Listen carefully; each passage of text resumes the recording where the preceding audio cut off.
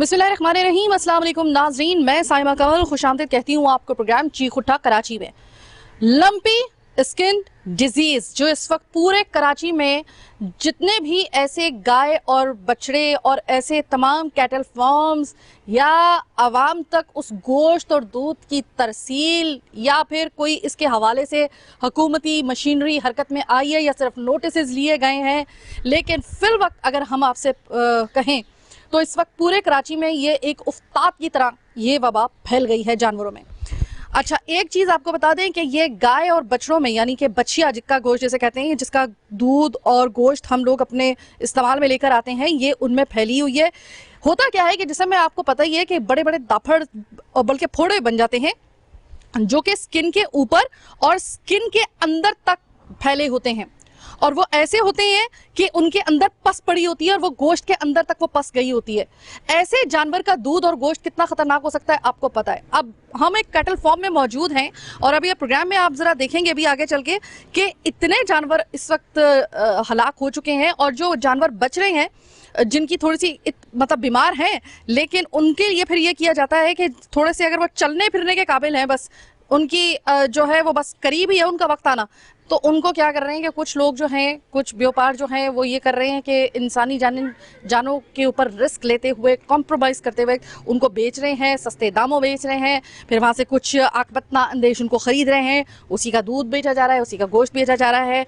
कहा जा रहा है हुकूमत की जानिब से और KMC की जानिब से और जो फूड अथॉरिटी है उसकी जानिब से कि हम तवेलों में जो गोश्त है वहाँ से जो लोग परचेज़ करेंगे तो उसकी गारंटी हम ले रहे हैं। लेकिन एक बात याद रखिएगा कि आप नहीं रोक सकते उस वक्त तक जब तक कि आप कैटल फार्म से उस बीमारी की जड़ को ख़त्म नहीं करेंगे, ये बात याद रखिएगा। मैं अपने इस स्टेटमेंट के ऊपर मैं इस वक्त क्यों कह रही हूँ, ये क्यों ये स्टेटमेंट दे रही हूँ और मैं अपने इस स्टेटमेंट पर किस हद तक कायम हूँ, ये मैं प्रोग्राम में आपको आखिरी हिस्से में मैं आपको बताऊँगी। आज के प्रोग्राम में हम लोग बात करेंगे ज़रा कैटल फार्म के मैनेजर से भी, हम बात करेंगे डॉक्टर से भी कि इसके जो इसके वेटनरी डॉक्टर होते हैं उनसे भी हम बात करेंगे। इसके अलावा जहाँ से गोश्त हम लोग परचेज़ करते हैं, क्या वहाँ पे तो ये गोश्त नहीं आ गया है, किस तरीके से एहतियात करनी है, ये भी हम आपको बताएंगे। और प्रोग्राम के आखिर में हम एक डॉक्टर से बात करेंगे कि अगर ऐसा गोश्त और दूध एक इंसान खाता है या बच्चा खाता है या कोई भी खाता है या पीता है ऐसा जानवर का दूध, तो उसके जिस्म में इसका क्या असर पड़ सकता है और कितना खतरनाक असर पड़ सकता है, ये हम जानेंगे प्रोग्राम के आखिर में डॉक्टर साहब से। आज का प्रोग्राम आप सबके लिए, कराची वालों के लिए देखना ज़रूरी है ताकि आप लोग जान सकें कि इस वक्त इस बीमारी से किस तरीके से हैंडल करना है। हाजी हमायूं, मैनेजर कैटल फार्म हमारे साथ मौजूद हैं। अस्सलाम वालेकुम हमायूं साहब। वालेकुम सलाम। सबसे पहले तो मैं बिस्मिल्लाहिर्रहमानिर्रहीम के साथ ये कहूँगा कि आपके चैनल का शुक्रगुजार हूँ कि आप ये मौक़िफ़ को हमारे सुनने आए। ये बीमारी आई हुई है जिसका कोई इलाज नहीं है और कोई। अच्छा, एक मिनट, मैं आपकी बात को काटूंगी। कुछ सुनने में आ रहा है कि इसका इलाज है, कोई इंजेक्शन है जो कि जरा 1 लाख से ज्यादा उसकी शायद कीमत है, 1 लाख के लगभग उसकी कीमत है, तो वो अगर लगाया जाए तो सुना है कि इस बीमारी का वो इलाज है। मगर कोई हुकूमत तवज्जो दे, कोई सरकारी डॉक्टर आए तो पता चले ना इस वायरस का इलाज है, मगर कोई पूछने वाला ही नहीं है। लाखों का नुकसान हो रहा है। अगर अल्लाह ना करे ये वायरस इंसानों में चले गया तो फिर कौन संभालेगा इसको। तो हुकूमत की तरफ से कोई रिस्पॉन्स नहीं, हमारे को कोई सहूलत नहीं है, सिर्फ नुकसान देने के अलावा। सिर्फ चेकिंग के नाम पे आए दिन नुकसान दे रहे हैं। एक दिन ये दूध का सिस्टम खत्म ही हो जाएगा कराची से।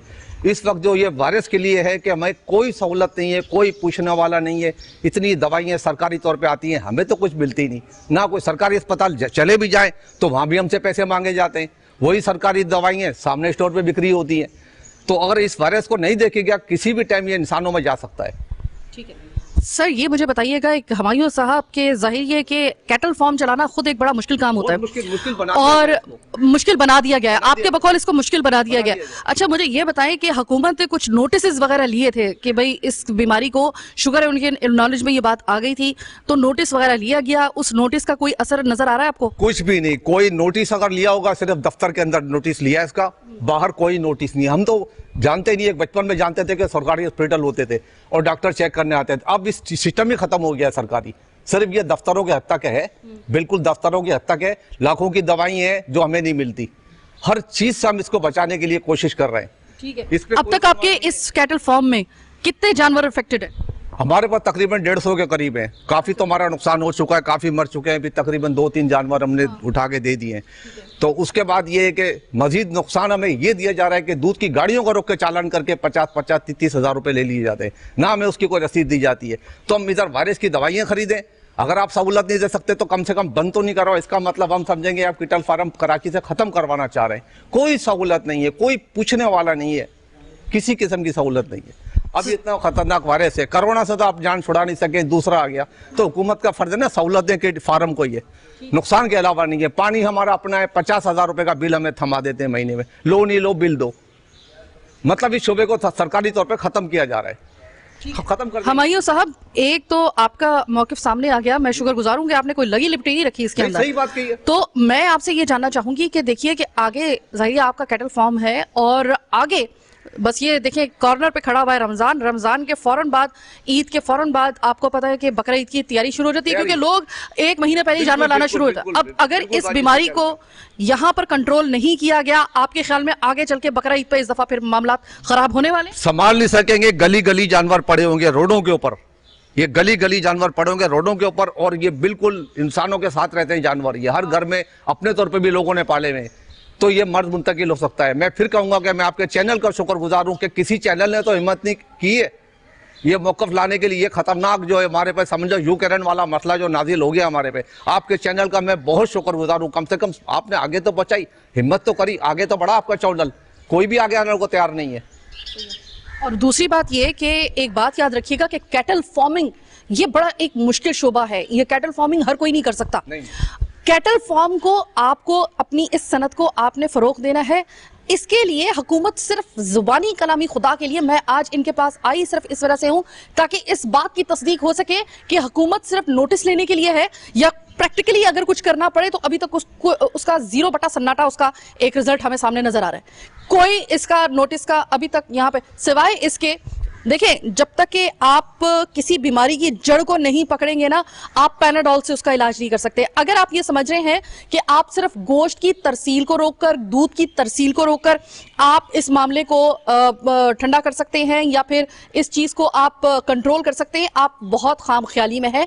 अगर आपने इसको कंट्रोल करना है, सबसे पहले कैटल फार्म में आइए और यहां पर आके जो इनके इंजेक्शन हैं, जो भी इसका क्यूरेशन इसका पीरियड है, जो भी इसके लिए दरकार है, आप इनके साथ ताउन कीजिए ताकि यहां से सेहतमंद जानवर हो।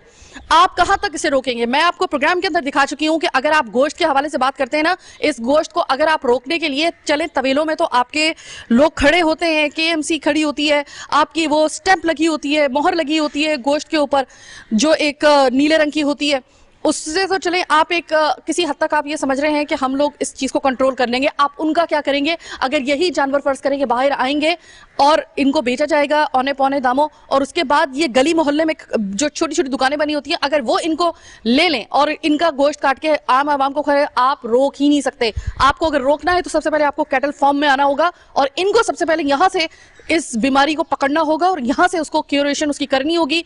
क्योर यहां से करेंगे तो इसके असरात आपको आवाम तक इसके नजर आएंगे, तब हम मानेंगे कि हाँ ये है सही मानों में नोटिस हुकूमत का इस बीमारी के खिलाफ। और कुछ कहना चाहेंगे अगर आप? हमने अपने जानवर तो कसाईयों को नहीं दिया, हमने 4 जमीन खड्डा करके जमीन में चूने के साथ हमने दफन करे, ये तो कर सकते हैं। बाकी अपने कसाईयों की दुकानों में कमेले घरों में बने हुए, तो आप एकदम तो करें। घरों में माल कट रहा है, मोरे अपने पास है दुकानदारों के पास बनी हुई, सब हर कोई अपना हिसाब हफ्ते का लेके निकल जाता है। हम तो सब बात जानते हैं, 37 साल से इस मसले में, 37 साल से मैं। ठीक है, और ये भी आपके इल्म में है कि अगर ऐसे जानवरों को अगर यहाँ पे आपने इसको नहीं किया तो ये इतनी तेजी से फैलने वाली बीमारी है कि वाले बेच रहे तो बाड़ा आपका तबाह है। फिर इसका मतलब है कि कुछ दिनों के बाद आपको एक गाय भी खुदा ना खास्ता यहाँ पे नजर नहीं आएगी। हमने बताया कि हमें सहूलत तो हुकूमत क्या देगी, वैक्सीन क्या देगी, डॉक्टर क्या देंगे। अरे दूध की गाड़ियों को खड़े करके चालान करके 20,000 रुपए छीन ले रहे हैं, ये भी तो एक टारगेट क्लिनिक हो रही है। क्या करें, 3 लाख की भैंस हो गई है, 3 लाख की भैंस, चारा कितना महंगा। मगर ये बीमारी कंट्रोल कर लो, चाहे हम बाड़े खत्म कर देंगे, मगर बीमारी खत्म कर ले हुकूमत, ये नहीं तो ये मतलब सही कह रही है बाजी के बकरा ईद के बाद एक नई क़यामत आ जानी है। ठीक है सर, अब मुझे ये बताइएगा कि कुछ सुनने में ये आ रहा है कि ये जो डिजीज है लंपी स्किन डिजीज जो आपके जानवरों को भी अफेक्ट कर रही है इस वक्त। जी जी मैंने देखा है। मुझे ये बताइएगा कि इसका आपने ये तो बताया कि हुकूमत सिर्फ नोटिस ले रही है और कुछ कर नहीं पाई, लेकिन सुनने में ये आ रहा है कि ये सिर्फ गाय और बछड़ों को है, जो भैंस होती है वो बची हुई है अभी, भैंसें बची हुई है अभी, सिर्फ ये बछड़ों को गायों को ही है, गायों को आया मर दिया। ठीक है, सही है। तो अगर आप सिर्फ गाय और बछड़ों के, कम से कम ये तो है कि भैंसें अभी तक वो हैं, सेफ हैं। बकरा तो नहीं करता। अपने आप सिर्फ ये याद रखिएगा कि दूरअंदेशी से काम लीजिए। अगर कैटल फार्म यहाँ से इस तरीके से बर्बाद हो गए, यहाँ से जानवर अगर इसी तरीके से तहस नहस हो गया और ये जानवर जो थोड़ा बहुत मार्केट के अंदर आ भी जाएगा, इसको आप रोक नहीं सकते हैं।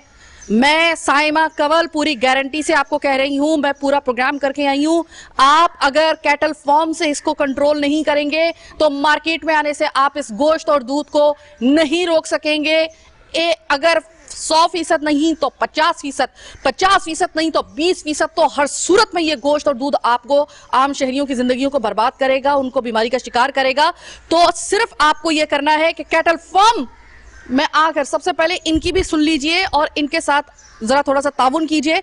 ये इंजेक्शन अगर कॉस्टली है तो हुकूमत इसके लिए फराहमी में मदद करे इनकी, ताकि इनका जानवर भी बच सके, इनका कारोबार भी चल सके और सबसे बढ़कर के ये जानवर जो इस वक्त इस बीमारी का शिकार है उनकी क्यूरेशन हो सके और आम आवाम तक ऐसा गोश्त और दूध ना पहुंचने पाए।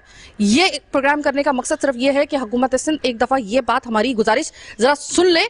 आप ही का फायदा है, आवाम का फायदा है, हमारा कुछ नहीं जाएगा। मुल्क का भी फायदा है, इस मुल्क का भी फायदा है, जिसको हम बोलते हैं जिए पाकिस्तान, तो कम से कम पाकिस्तान के नाम की लाज रख ली जाए। या तो फिर हमारी समझ में तो एक ही बात आ रही है, कोई सड़े हुए दूध के जहाज आए हुए सूखे, उसको बेचने के लिए भैंसों को खत्म किया जा रहा है। कुछ तो है ना इस मसले के पीछे। अच्छा, कितने दिन में इस बीमारी से एक जानवर जो होता है वो अफेक्ट होने के बाद मर जाता है? तकरीबन 6-7 दिन लेता है बस, इससे ज्यादा नहीं। वो पूरे बदन पे बड़े बड़े इसके वो आ जाते हैं। एक तो वैसी भी बड़ी तकलीफ होती है इसमें जानवर को, पूरे जिस्म में फोड़ा। हमारे जिस्म में अगर इतना सब कोई अगर पिंपल निकल आए ना तो जिंदगी अजाब हो जाती है उसमें जब पस पड़ी होती है। ये बेचारे मासूम जानवर यही लिहाज कर लें, आप इनका लिहाज नहीं कर रहे कि कैटल फार्म वाले जाए ऐसे जैसे कि भाड़ में जाए, आवाम जाए भाड़ में, तो ये मासूम बेचारे बेजुबान जानवर, इनकी तकलीफ का कोई लिहाज कर ले या इनकी कोई तकलीफ समझ ले। इतने बड़े बड़े जिस्म के अंदर वो फोड़े निकले हुए हैं, पस से भरे हुए, जो कि गोश्त के अंदर तक उनका पस गया हुआ है। अब मामले की संगीनियत को समझें।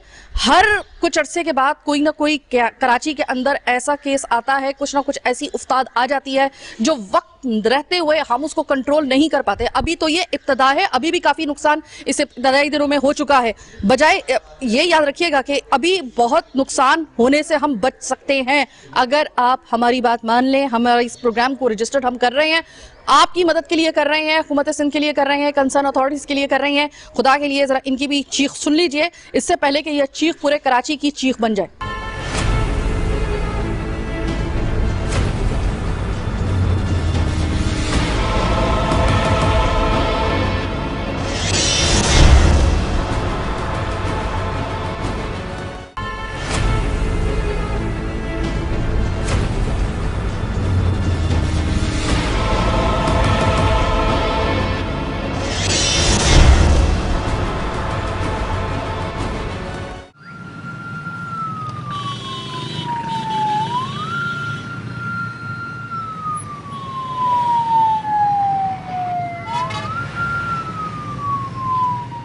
जनाब, अब यहाँ पर हम लोग आ गए हैं, ये वो जगह जहाँ से आपके और हमारे घरों में बीफ वगैरह जा रहा है।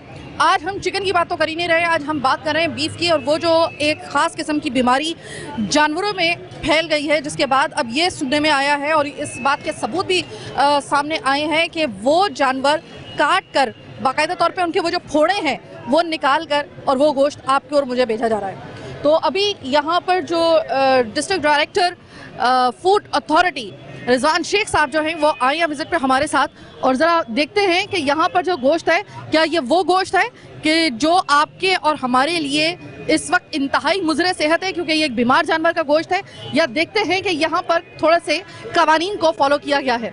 अच्छा, हमारी आमद का जैसे ही पता चला और सिंध फूड अथॉरिटी की टीम के आने का भी पता चला, तो उसी वक्त जो कुछ कसाब थे उनको शायद भागने का मौका नहीं मिला, या वल्लाह आलम के वो शायद क्लियर थे, इस वजह से वो वहीं पे बैठे हुए थे, और बहुत से कसाब अपनी दुकानें उसी वक्त दिन दिहाड़े बंद करके भाग गए। क्या मतलब है इस बात का कि शायद उनको पता है कि हम हिफ्ज़ान सेहत के मुताबिक गोश्त नहीं बेच रहे, और वो जानवर शायद वो बीमार जानवर, वही जानवर जिसके हवाले से हम बात करने के लिए आए हैं, उसी गोश्त के हवाले से उस बीमार जानवर का शायद गोश्त बिक रहा है, इसी वजह से दुकान पे ताले डाल के दिन दहाड़े वो चले गए। इस वक्त सिंध फूड अथॉरिटी से हमारे साथ बात करेंगे सैयद उमर, जो इस वक्त तमाम गोश्त को वो हिफ्ज़ान सेहत के मुताबिक है या नहीं है, बीमार जानवर का है या नहीं है, तमाम चीज़ों को जो मॉनिटर करते हैं वो सैयद उमर करते हैं। उमर, मुझे ये बताइएगा कि आप जानते हैं कि इस वक्त पूरे कराची में एक खबर जो है वो पूरे जंगल की आग की तरह फैली हुई है कि जानवरों में ख़ास तौर पे ये बीफ का गोश्त जो है, यानी कि जो गाय है, उनमें एक ख़ास किस्म की बीमारी फैली हुई है कि जिसमें पूरे जिस्म जो एक जानवर का है उसमें बड़े बड़े फोड़े निकले हुए हैं। उसको सुनने में आया है कि उस जानवर को तल्फ करने के बजाय या उसका इलाज कराने के बजाय उसके वो जगह साफ करके वो फोड़े जो है ना वो काट के उसके गोश्त को फ़रोख्त किया जा रहा है। पहले तो मुझे ये बताइएगा कि ये कितना मुज़र सेहत होगा एक आदमी के लिए या एक इंसान के लिए जो ये गोश्त खाएगा? देखें, सबसे पहले तो ये कि जो आपने बात करी कि इस तरह का कोई गोश्त खा ले तो उसके साथ क्या होगा, कि देखें इसी हवाले से गवर्नमेंट ने जो है ना ये पॉलिसी बनाई है कि स्लॉटर हाउसेज जो गवर्नमेंट के बने हुए हैं या मुख्तलिफ बने हुए हैं, वहाँ से जो है ना गोश्त इनको लेने के लिए पाबंद किया गया है कि ये वहीं से लें। उसकी वजह ये है कि वहाँ पे जब गोश्त ज़िबा होने आता है, जानवर ज़िबा होने आता है, तो उसकी इंस्पेक्शन होती है कि उसे किसी भी किस्म की कोई बीमारी ना हो। तो जो फोड़ों की बीमारी आपने कही उसमें तो ये है कि वो वाज़ेह बीमारी है, वहाँ पे इस तरह की भी चेकिंग की जाती है कि भाई कोई ऐसी बीमारी ना हो जो इनके ऐसी जो नज़र ना आने वाली बीमारी हो, वो जानवर के अंदर हो। और जाहिर सी बात है जब कोई इस तरह का जो जानवर बीमार हो और उसका गोश्त जब कंज्यूम किया जाएगा तो मुमकिन है कि वो और तरह की बीमारियाँ जो है पैदा करे इंसानों के अंदर। तो इस बीमारी का कोई इलाज है या तल्फ करना ही जानवर को सबसे बेहतर तरीका है? देखिए, तल्फ करना तो हल नहीं है, उसका इलाज बिल्कुल होगा, ऐसा नहीं है कि कोई इलाज ना हो। तो बीमारियां होती हैं तो इलाज भी मौजूद होता है। तो उसके ऊपर तो जो तहकीक है जो इसके रेलिवेंट डिपार्टमेंट्स हैं वो करेंगे। हमारा काम ये है कि हम इस चीज़ को वो करें, ज़रूरी बनाएं, यकीनी बनाएं कि जो है ना गोश्त आ रहा है वो स्लॉटर हाउस से ही आ रहा है, वो खुद से यहाँ पे ज़िबा ना कर रहे हो, या इस तरह के जानवर जो बहुत सारे लोग डर के जो है ना जानवर निकाल देते हैं कि भाई बीमार हो गया तो वो इधर उधर मार्केटों में आता है। तो अभी आपने देखा अंदर तक मार्केट तक जाके हमने गोश्त वालों को चेक करने की कोशिश की कि इस तरह का कोई गोश्त यहाँ पे ना आए जो स्लॉटर हाउस से चेक होकर ना आ रहा हो। अच्छा उमर, आप भी जानते हैं, मैं भी जानती हूँ, कराची में हर गली के नुक्कड़ पे कोई ना कोई ऐसी जगह ज़रूर होती है जहाँ पर किसी स्लॉटर हाउस से नहीं बल्कि खुद जानवर लाकर, कैसा भी जानवर हो, आप ले आओ, कचरा खाने वाला जानवर हो, ये जो फिरती हैं गाय, कोई इस तरह का जानवर हो, या फिर इसी तरह का कोई जानवर हो जिसका हम जिक्र कर रहे हैं कि वो फोड़ों वाला ज़्यादा एक बीमारी का शिकार एक जानवर हो, वो लाते हैं और वो तो फिर काटते हैं और वहीं से जो है वो गोश्त कटता है और बिकता है। तो अब वहाँ पे क्या किया जाए? वो तो ज़ाहिर स्लॉटर हाउस से नहीं आ रहा और उन पर तो मेरे ख्याल में कि कोई शिकंजा भी जो है वो इतनी आसानी से नहीं डाला जा सकता। देखिए, बिल्कुल आप सही बात कह रही हैं। इसी वाले से मैंने आपसे कहा कि हम लोग इनको स्टैम्प्स लगते हैं स्लॉटर हाउस से जब गोश्त निकलता है, और रसीदें इनको हमने रखने की पाबंदी है कि आपके पास डेली की रसीद हो कि हमने ये परचेज़ किया। अच्छा, आप जहाँ तक बात कर रही हैं कि जैसे इनको कोई चोट लगी हुई होती है ना, वो भी इसका पैच बन जाता है गोश्त के ऊपर ना, वहाँ खून जम जाता है, तो जानवर के गोश्त के ऊपर वो निशान आ जाता है कि भाई जानवर का यहाँ पे जख्मी जानवर था या बहुत ज़्यादा बीमार जानवर था। गोश्त उसका विजिबिलिटी, कलर वगैरह चीज़ें बता देती हैं जो हम लोग कलर की इंस्पेक्शन करते हैं। इसके अलावा अगर फिर भी हमें लगता है कि भाई गोश्त के अंदर स्मेल हो या हल्की सी भी हमें शक हो तो हम उसकी लेबॉर्ट्री हमारे पास मौजूद है। जैसे कि उसका रंग जो होता है अगर ब्राउनिश हो जाए तो वो फिर एक वो इंडिकेशन होता है कि ये जानवर का, ये ऐसा जानवर का गोश्त है जिसको आप मत खरीदें। ब्राउनिश तो वाज़ेह है कि जो है ना गोश्त पुराना हो चुका है, बासी जिसे हम कहते हैं ना। जो फ्रेश गोश्त होता है ना वो पिंकिश या बहुत ज़्यादा अगर फ्रेश हो तो पर्पलिश हो रहा होता है अगर उसको पैक करके रखा गया प्रॉपर। जैसे हमने इनको कहा है कि रैप करके रखें, आप देखेंगे इनके गोश्त में पिंकिश वो आता है या रेडिश आता है, कभी भी आपको पर्पलिश टाइप का वो नज़र नहीं आएगा। उसकी वजह यही होती है कि इन लोगों ने उस तरह की पैकिंग वगैरह नहीं की होती है, एनवायरनमेंट नहीं दिया होता।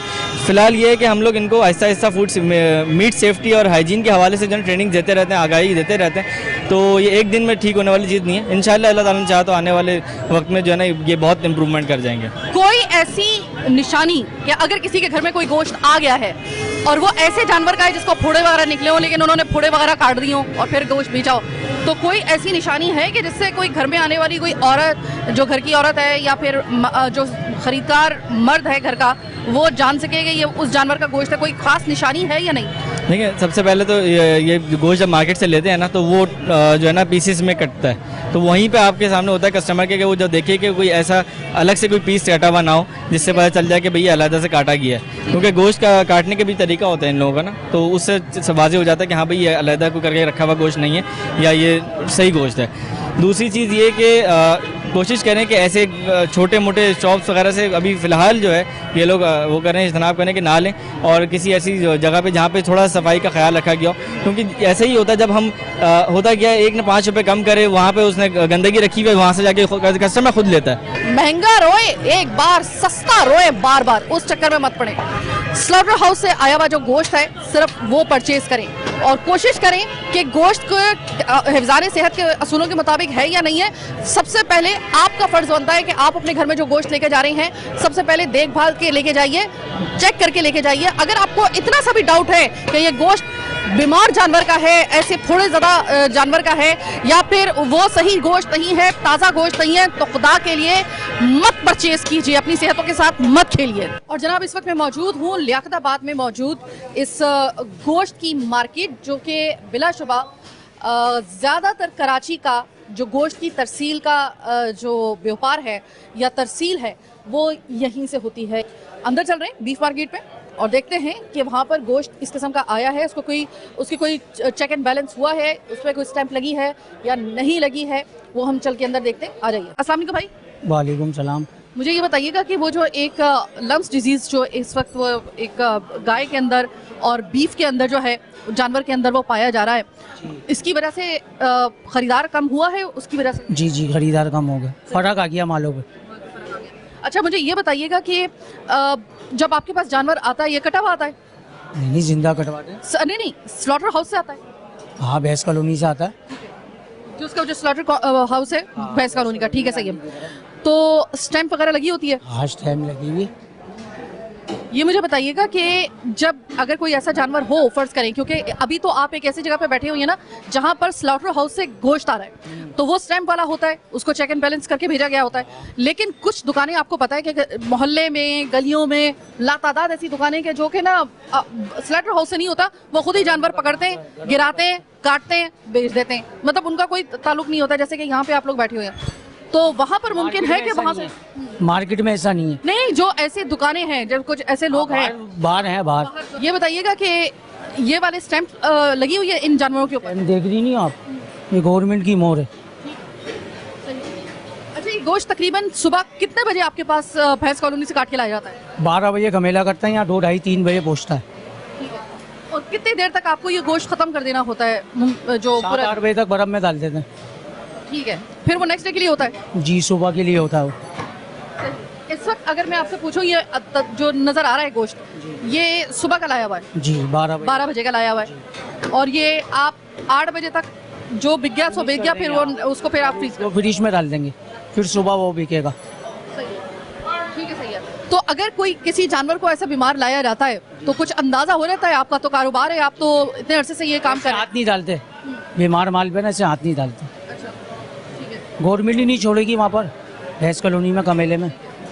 एक बात याद रखिएगा कि जो ये इस वक्त आया हुआ है, इस वक्त की बीमारी का जो इस वक्त दौर आया हुआ है जानवरों के ऊपर, एक बात याद रखिएगा कि अगर आपने गोश्त खरीदना हो तो प्रॉपर मार्केट जो है जहाँ पर स्लॉटर हाउस से आता है, जहाँ से भैंस कॉलोनी से आता है और देखभाल के वो गोश्त होता है, उसको चेक करके भेजा जाता है, कोशिश करें कि वहाँ से खरीदें। जैसे कि ये मार्केट है या गुरु मंदिर वाली मार्केट है, वहाँ से जाके खरीदें। क्योंकि जो छोटे छोटे गलियों के अंदर, वो छोटे छोटे उन्होंने घरों के अंदर, दुकानों के अंदर खुद जानवर काट रहे हैं, गिरा रहे हैं। आपको नहीं पता कि वो जानवर बीमार है या नहीं है, आपको नहीं पता, ना हमें पता है ना आपको पता है। इसकी कुछ खास सिम्टम्स होते हैं, निशानियां होती हैं। तो कोशिश करें कि जब तक कि कम से कम जो ये ऐसा गोश्त है, बल्कि कोशिश करें कि ज़्यादातर अगर आप घर की सेहत चाह रहे हैं, अपनी सेहत चाह रहे हैं, अपने बच्चों की सेहत चाह रहे हैं, तो इन जगहों से गोश्त खरीदें। क्योंकि अगर आप यहाँ से खरीदेंगे तो स्टैंप लगी हुई है, इसको चेक करके भेजा गया है। बाकी जो छोटी मोटी जगहें हैं, जो छोटी दुकानों में खुद जानवर खरीद के अगर वो गिराते हैं और फिर उसका गोश्त काटते हैं, उसका भरोसा नहीं है, ये याद रखिएगा। इसी हवाले से आपको अवेयरनेस के लिए हम ये प्रोग्राम कर रहे हैं। अस्सलाम वालेकुम भाई। वालेकुम सलाम। ये बताइएगा कि कमी आ गई है इस लम्स की, जो ये जानवर बीफ के अंदर जो ये आई है बीमारी, इसके बाद ग्राहकों में कमी आ गई है बीफ के खरीदारों में? जी, कमी आ गई है, इसमें आ गई कमी। मुझे ये बताइएगा कि किस तरीके से थोड़ा सा अंदाजा हो सकता है कि कौन सा ऐसा जानवर है जिसके अंदर ये पस वाला, जो फोड़ों वाला जो जानवर है, ये वो है? यहाँ पर नहीं आया जानवर अभी तक के। पस वाला जानवर अभी आया होता है, मैं आपको दिखा देते, यहाँ है ही नहीं। ये तो सील लग कर आ रहा, माल कमेले से कट रहा है। ये तो अगर किसी गोश्त के ऊपर आपको ये स्टैंप नजर नहीं आ रही है, डोंट बाय दिस ठीक है, आपको ये तो समझ में आ गया होगा कि इसको आपने गोश्त नहीं खरीदना है, ये नहीं आपने खरीदना है, डोंट बाय दिस।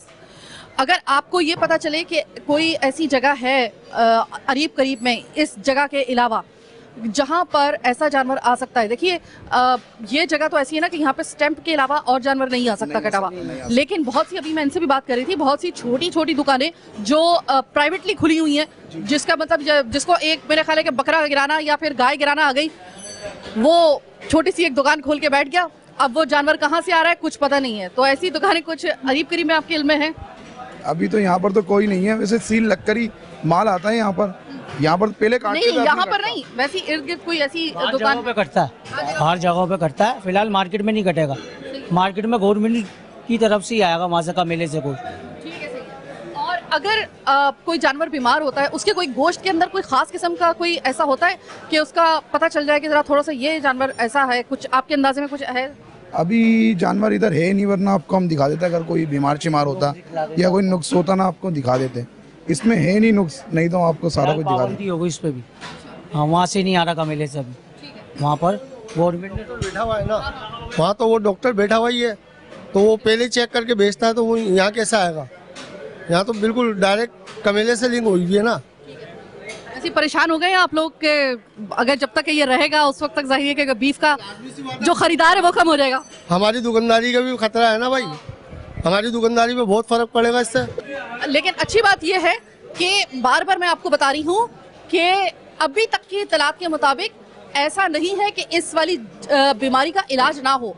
इसके लिए एक इंजेक्शन है, और ये पहले हैदराबाद में सबसे पहले ये जो था, इस बीमारी का इंकशाफ हुआ था कुछ अर्से पहले, लेकिन 2012 में सबसे पहले ये बीमारी जो थी ये जानवर में देखी गई थी। 2012 से लेकर अब तक आप देख लें, इतने ज़्यादा साल नहीं गुजरे, तो कंपैरेटिवली ये बीमारी आप कह सकते हैं कि थोड़ी सी नई है। और इससे पहले कुछ अर्से पहले ये हैदराबाद में जो थी जानवरों को हुई थी, उसमें हुई थी, उसकी वजह से काफ़ी जो है वो जो जानवर था वो अफेक्ट हुआ था, और उसके बाद इस कारोबार पे भी और ख़रीदारों पे भी बहुत इसका जो था वो मनफी असर पड़ा था। और अभी भी ये जगह, अब मेक श्योर कि कोई भी ऐसा जानवर मार्केट में दुकान तक ना आ सके, इसके लिए जो मुतालिका इदारे हैं उनको मुतहरिक होना पड़ेगा, ये जिम्मेदारी उनकी है। और अच्छा, अभी वाकई में मैं यहाँ पर चूँकि आई हूँ तो मैंने देखा है कि कम से कम ज़्यादातर हमें टेंशन इस जगह की थी, इस वजह से क्योंकि यहाँ से ज़्यादातर गोश्त की तरसील का काम होता है। और इसके अलावा दूसरे नंबर पे जो है वो दूसरा नंबर जो है वो उसका है जो गुरु मंदिर वाली मार्केट है उसका है।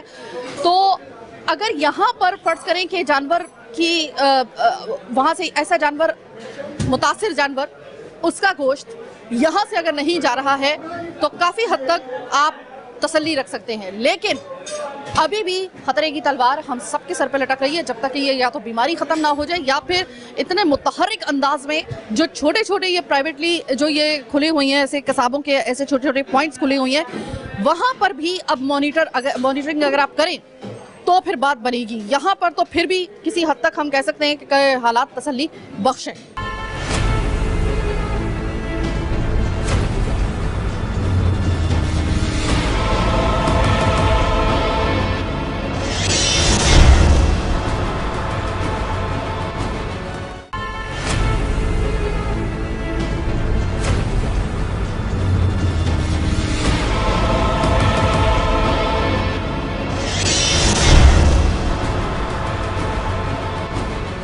ब्रेक के बाद खुशामदीद, और प्रोग्राम के आखिरी हिस्से को समझें कि ये इस पूरे हमारे इतने दिन की मेहनत का और इस पूरे प्रोग्राम का एसेंस है। अब सवाल ये पैदा होता है कि ये जानवर में तो बीमारी आ गई, लंपी स्किन डिजीज़ की जो बीमारी है वो तो हमने आपको दिखा दी, हम आपको हर तरीके से दिखा के आ चुके हैं। अब सवाल ये पैदा होता है सबसे इम्पॉर्टेंट कि अगर कोई शख्स, कोई इंसान अगर ऐसे अफेक्टेड लंपी स्किन डिजीज़ से मुतासिर एक जानवर का गोश्त खा लेता है या फिर दूध पी लेता है, तो क्या ये बीमारी ट्रांसफ़र हो जाएगी किसी इंसान में? अगर होगी तो किस हद तक होगी, और इससे किस तरीके से इसकी क्यूरेशन जो है वो होगी या नहीं होगी, कैसे होगी, कितने अरसे की होगी?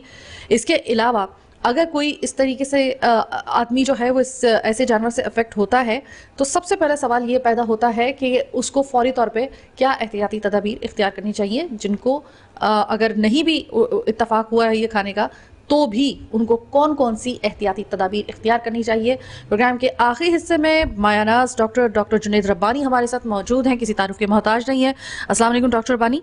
डॉक्टर रब्बानी साहब, ये मुझे बताइएगा कि देखिए, ये आपने भी सुना होगा, ये लंपी स्किन डिजीज़ की जो बीमारी ये जानवरों में आ गई है, ख़ास तौर पे गाय और बछड़ों में। अब आपको पता है कि कराची में बकरे से ज़्यादा गोश्त ज़्यादातर गाय का खाया जाता है। चिकन के बाद सबसे ज़्यादा गोश्त जो है वो गाय का खाया जाता है। हम छोटी छोटी दुकानों से भी ले लेते हैं गोश्त, और इसी तरीके से दूध भी हमें बस चाहिए होता है, किसी भी छोटी मोटी दुकान से हम दूध भी खरीद लेते हैं। अब अगर किसी ऐसे, सबसे पहले तो मुझे ये बताइएगा कि क्या ऐसे अफेक्टेड जानवर से ट्रांसफ़र हो सकती है किसी तरीके से ये बीमारी इंसानों तक? जी वालेकुम अस्सलाम।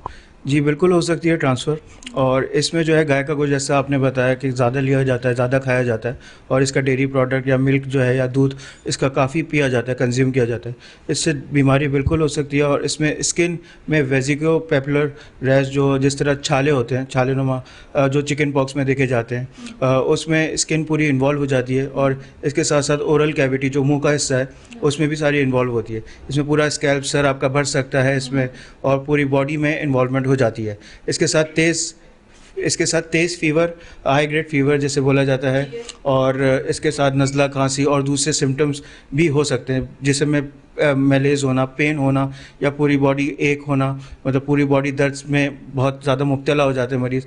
जो एल्डरली होते हैं, जो बूढ़े अफराद होते हैं, छोटे बच्चे होते हैं, उनमें ये ज़्यादा सीवियर फॉर्म में आ सकती है, और यंग एज ग्रुप में भी सीवियर फॉर्म में आ सकती है। इसके लिए फिर पेशेंट को हॉस्पिटलाइज होना पड़ता है, और उसके लिए फिर हम लोग आईवी ड्रिप्स या फ्लूइड्स हम लोग देते हैं। उसके साथ आईवी एंटीबायोटिक दी जाती हैं, और जो क्रीम्स, एंटीबायोटिक क्रीम्स होती हैं लगाने वाली फेस पे या बॉडी पे, इवन लोशंस भी वो लगाए जाते हैं। इम्यूनिटी क्योंकि कम हो जाती है और ये सेल्फ लिमिटिंग डिजीज़ होती है, इसमें मेडिसिन का बहुत ज़्यादा रोल नहीं होता, तो इसलिए गोश्त से जितना या डेयरी प्रोडक्ट से अगर बीमारी आ गई है बचा जाए तो ज़्यादा अच्छा है। आपके पास दूसरे ऑप्शन भी होते हैं, चिकन आप खा सकते हैं, या गोट मीट, बकरे का गोश्त आप खा सकते हैं। मिल्क भी आप, डेयरी प्रोडक्ट जो डब्बे के दूध होते हैं वो आप यूज़ करें अगर बीमारी आई हुई, क्योंकि आपकी इम्यूनिटी को कमज़ोर करती है और आपकी बोन पेंस कराती है, और जो सेल्स होते हैं, वायरल फीवर जो सेल्स ख़त्म करते हैं, ये जिस तरह पैनसाइटोपिनिया या न्यूट्रोपिनिया कराती है, जिसमें न्यूट्रोफिल्स जो होते हैं बनना कम कर देते हैं। इसके साथ दूसरे सेकेंडरी बैक्टीरियल इन्फेक्शंस प्रीडिस्पोज हो जाते हैं, लग जाते हैं, जिसकी वजह से आपको नज़ला, खांसी और दूसरे बीमारियां जिस तरह आजकल डेंगू, टाइफॉइड और दूसरी चीज़ें कॉमन है वो भी इसके साथ शामिल हो सकती हैं, और खुदा ना खास्ता आगे लेटर स्टेज में डेथ भी हो सकती है।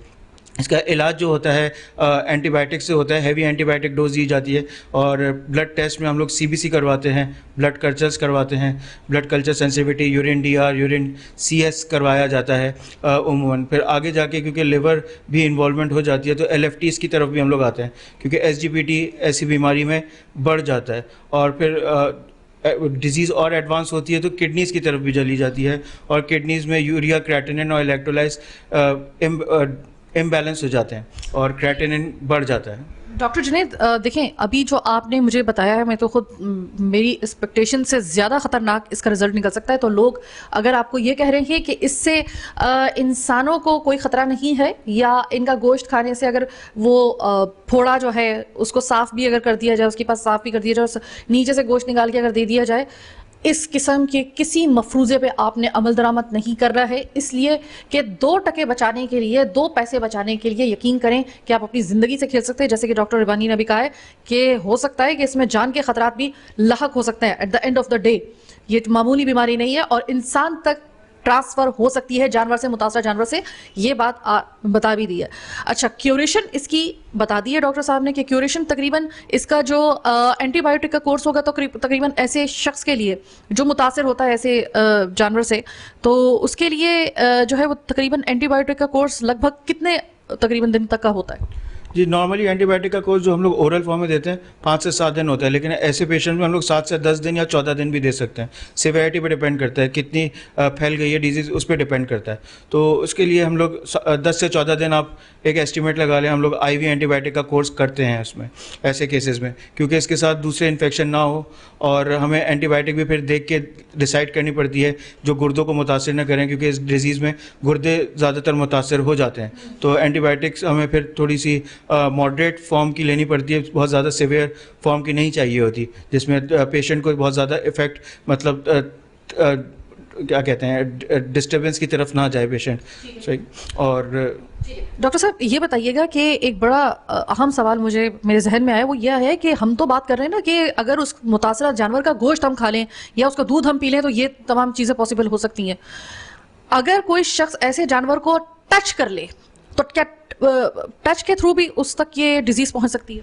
जी बिल्कुल, टच से भी पहुंच सकती है। जिस तरह लोग जो पालते हैं या फिर बच्चे वगैरह जो अगर हाथ लगाते हैं तो direct skin to skin contact होता है। जिस तरह आपने चिकन पॉक्स के पेशेंट होते हैं, उसी तरह ये भी एक तरीके की चिकन पॉक्स है, लंपी स्किन डिजीज़, जो कि डायरेक्ट स्प्रेड से भी फैलती है, टच करने से ही फैलती है, और इसकी कोई भी चीज़ अगर हम लोग खाएँ या इसका दूध वगैरह पिएँ तो उससे भी स्प्रेड होती है। ठीक है, यानी कि जो लोग ऐसे कैटल फार्म के लोग जो उनकी देखभाल कर रहे हैं, जैसे कि अभी हम भी एक कैटल फार्म से होके आए थे, तो वहाँ पर भी लोग एहतियात करें कि ऐसे जानवर को टच करने से आपको गुरेज करना है, और अगर आप टच करते हैं तो फिर उसकी क्या, फिर इसकी जो है वो प्रिकॉशन हो सकता है या फिर उसकी क्या एक सूरत हो सकती है कि उससे थोड़ा सा बचा जा सके?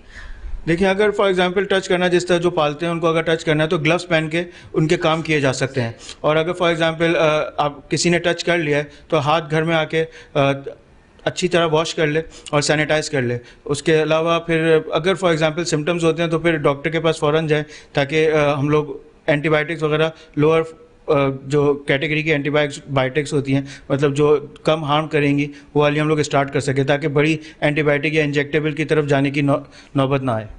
डॉक्टर साहब ये बताइएगा कि ये क्या किसी भी सूरत में ये इंसानों के लिए भी कंटीजियस साबित हो सकती है? अगर फ़र्ज़ करें कि मेरे घर में कोई एक शख्स है, खुदा न खास्ता, कि अगर उसको ये डिज़ीज़ हो गई और डिज़ीज़ को उसकी तस्दीक होते होते या फिर उसकी रिपोर्ट आते आते ज़रा थोड़ी सी देर हो गई, 1-2 दिन की, इस दौरान में घर में बच्चे भी हैं, बुज़ुर्ग भी हैं, वाइफ भी हैं, सबके साथ मेल मिलाप है, तो ऐसे में क्या ये कंटीजियस सूरत हाल इख्तियार कर सकती है?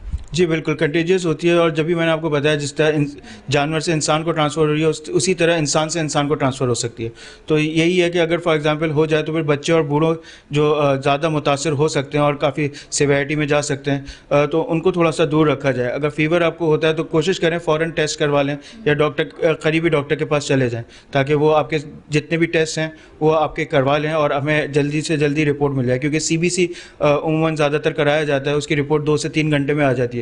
तो जितनी जल्दी रिपोर्ट आएगी, हमें थोड़ा सा शुबा पता चल जाएगा कि आप में वायरल इलनेस आ गई है। उसके बाद फिर हम लोग कल्चर की तरफ जाते हैं। अगर कोई सेकेंडरी बैक्टीरियल इन्फेक्शन होता है और फिर इन्फेक्शन सही नहीं हो रहा था, तो एंटीबायोटिक कौन सी आप पे सूट करेगी, उसकी तरफ हम लोग जाते हैं।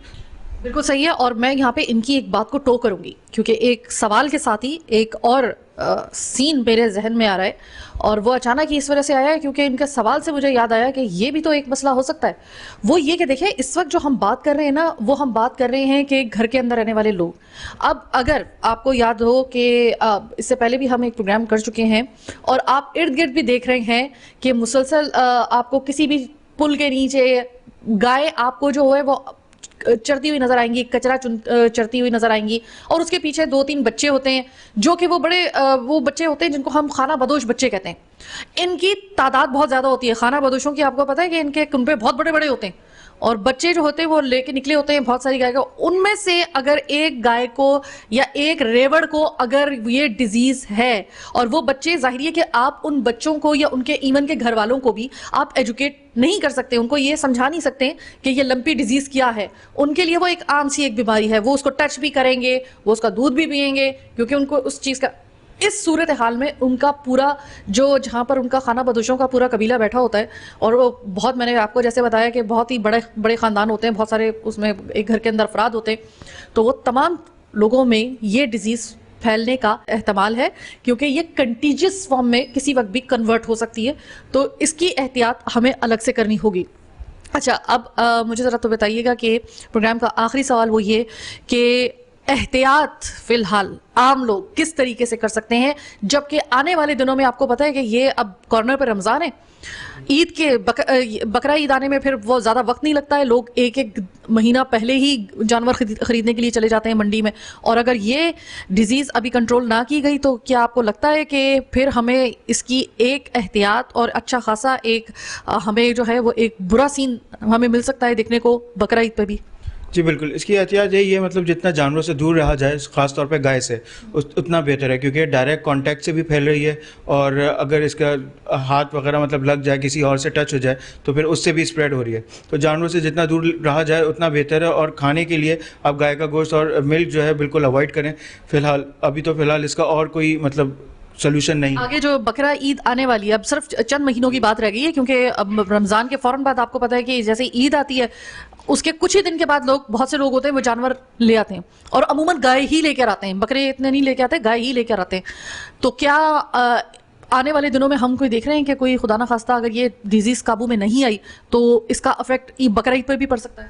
देखिए, अगर ये काबू में नहीं आई तो बकरा ईद पे भी पड़ सकता है, लेकिन जैसा मैंने आपको बताया ये सेल्फ लिमिटिंग डिजीज़ है, तो 2 से 3 हफ्ते के बाद ये क्योर हो जाएगी, जब तक कि आप गाय को हाथ वगैरह ना लगाएं उस दौरान, क्योंकि 2 से 3 हफ्ते के बाद अगर प्रॉपर ट्रीटमेंट हो गया गाय का या फिर जानवरों का, तो ये सही भी हो सकती है, और फिर इंशाल्लाह सही हो जाएगी। तो बकरा ईद में अभी टाइम है, तो इंशाल्लाह अल्लाह ने चाहा तो बेहतरी होगी। सर, ये मुझे थोड़ा सा आपसे, चूँकि आप डॉक्टर हैं, तो ज़रा मालूम करना चाहती हूँ वो ये कि क्या ये क्योरेबल है जानवरों में भी, इनका कोई इलाज है या फिर तल्फी करने पड़ेंगे जानवर? देखिए, जानवरों में जो वही वाली बात है, जिस तरह इंसान होते हैं उसी तरह मतलब जानवरों की इम्यूनिटी भी होती है। अगर जिन जानवरों की इम्यूनिटी अच्छी है तो वो इस डिज़ीज़ को क्रॉस कर जाएंगे, जिस तरह कोरोना या कोविड आया था, तो जिन लोगों ने मतलब जिनकी इम्यूनिटी अच्छी थी अल्लाह की तरफ से, तो वो इस डिज़ीज़ को मतलब काफ़ी जिनको हुआ था वो सेहतमंद भी हो गए। बहुत शुक्रिया डॉक्टर जुनैद रब्बानी। और यहाँ पर प्रोग्राम का इख्तिताम करने से पहले एक छोटी सी रिक्वेस्ट करना चाहूँगी कि देखिए, मैं जानती हूँ कि कोविड के बाद और कोविड में ख़ास तौर पे कि लोगों का कारोबार बिल्कुल तबाह होकर रह गया, रोज़गार के दरवाजे बंद हो गए, सब मैं जानती हूँ, आप भी जानते हैं। लेकिन इस वक्त ये जो उस्ताद आई हुई है लंपी स्किन डिजीज़ के हवाले से, तो खुदा के लिए अपने ईमान पर सौदा मत कीजिए, और अगर कोई ऐसा जानवर है या तो उसका इलाज करवाइए, या फिर खुदा के लिए उसका किसी भी तरीके से उसका रोकिए आप अपने पैमाने पर, कि वो गोश्त और दूध लोगों तक ना पहुंचने पाए, इसलिए ऐसे जानवर को या तो तल्फ कर दें या फिर आप उसका इलाज करवाएं। लेकिन किसी भी सूरत में ऐसे जानवर को किसी व्यापार को मत बेचिए, ऐसे लोगों को मत बेचिए जो कि सस्ते दामों गोश्त और दूध लोगों को पहुंचाने के एवज उस ऐसे अफेक्टेड जानवर को खरीदेंगे सस्ते दामों। इस तरह होगा ये कि एक दफ़ा अगर आपने इस बीमारी को काबू में कर लिया तो ये याद रखिएगा कि फिर हम बकरा ईद के लिए भी किसी हद तक महफूज रह सकते हैं। अदरवाइज अगर ये बीमारी काबू में नहीं आई तो ये याद रखिएगा कि इस साल फिर आपकी बकरा ईद बहुत मुश्किल होगी और बहुत ख़तरनाक भी हो सकती है। अल्लाह हमें बचाए रखे। लेकिन आज का प्रोग्राम करने का मकसद ये है कि जिन लोगों को अभी तक इस डिजीज़ के हवाले से मालूम नहीं था या कोई इबाहम था वो हम क्लियर कर दें। चीखोटा कराची में आज के लिए बस इतना ही। मुझे मेरी टीम के साथ दीजिए इजाज़त। अल्लाह ने के बाद।